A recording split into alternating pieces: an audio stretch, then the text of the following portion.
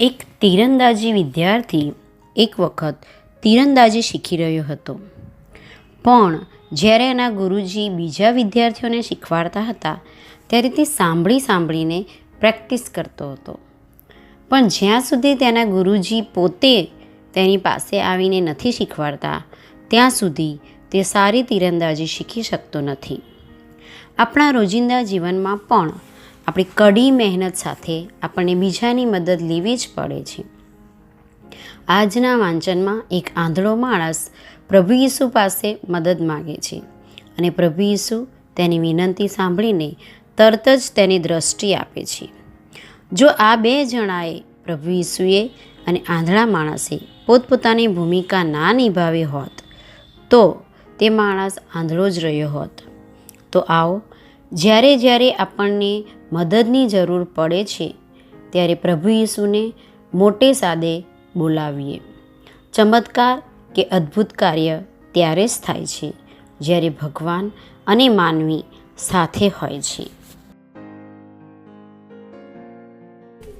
સંત લુકના શુભ સંદેશમાંથી પાઠ અધ્યાય 18 કડી 35-43. ઈસુ યરીખો નજીક આવ્યા ત્યારે એક આંધળો માણસ રસ્તાની ધારે ભીખ માંગતો બેઠો હતો. લોકોના ટોળાએ પાસે થઈને જતું સાંભળીને તેણે પૂછ્યું કે આ શું છે? લોકોએ તેને કહ્યું, નાસરેતના ઈસુ અહીં થઈને જાય છે. એટલે તે બૂમ પાડી ઉઠ્યો, ઓ ઈસુ, દાવીદના પુત્ર, મારા પર દયા કરો.